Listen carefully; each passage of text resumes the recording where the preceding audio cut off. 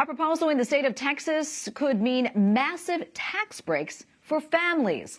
The bill, aimed at encouraging marriage and family formation in the Lone Star State, would provide married couples with a 10% deduction on their property taxes. The credit jumps to 40% for couples with 4 or more children and increases by 10% per additional child. And joining us tonight with more is Jonathan Saenz, president of Texas Values. Jonathan, great to be with you again.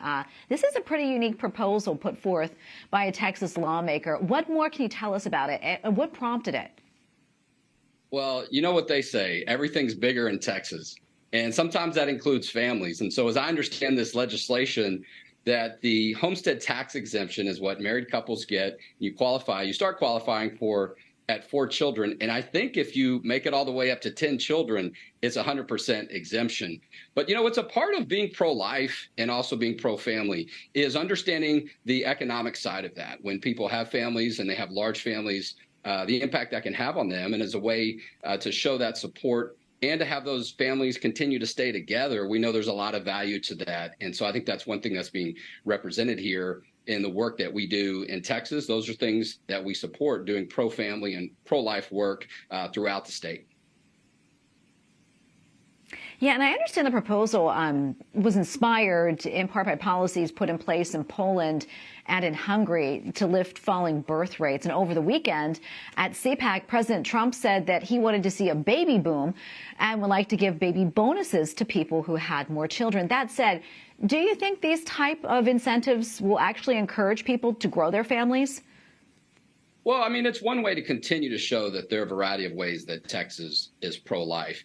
But part of that is, I mean, talk to U-Haul. I mean, they're running out of trucks coming to Texas, I hear from California and other states, because we continue to see a lot of population growth in the state of Texas. And that's a good thing. Also, with the pro-life measures that we put in place, like the Texas heartbeat law last year and the overturning of the Roe versus Wade case, which originally was a Texas case, we expect to see there continue to be an increase in births, but a lot of that has to do with a healthy economy. Texas continues to be, based on some publications, for over 10 years, the best state to do business.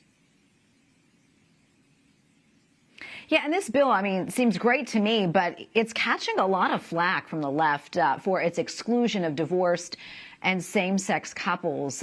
Will those voices, hold up this bill? Where do you see this going?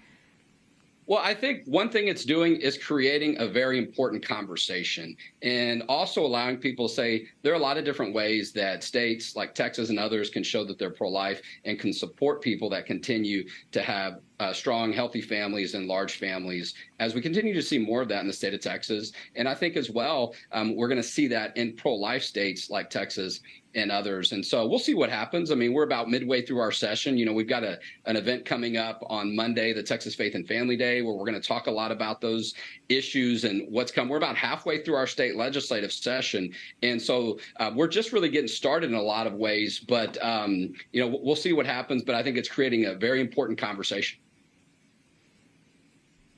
We have about a little less than a minute left or so, but I'm curious, what other issues are you following down there in Texas?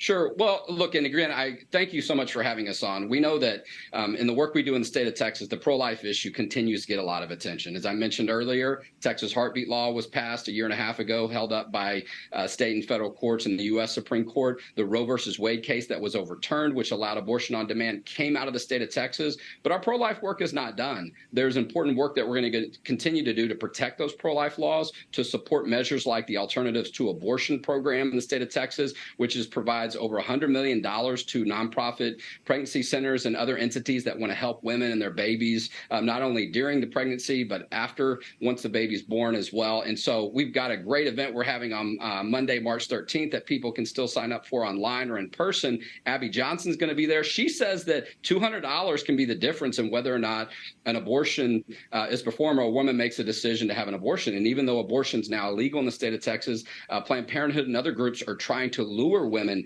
out of the state of Texas to have abortion in other places. We know there's litigation going on against the FDA, a court case that Alliance Defending Freedom is having that's filed in the state of Texas. That decision could come any day on how the FDA is allowing for chemical abortions. I don't think people realize, or a lot of people realize, the majority of abortions now are chemical abortions by a pill. And so now what we're seeing is the dorm room is taking the place of the doctor's office because young ladies are taking these pills in their dorm room or other places. They're not being monitored by a physician. And sometimes there can be deadly consequences when things don't go the right way. So we'll see what happens in that litigation. But what's interesting, what ADF says is that one of the reasons that those pills got approved by the FDA was because they were labeling pregnancy as an illness. And so a lot of things going on there in the background with the FDA that were harmful and are now being brought to light.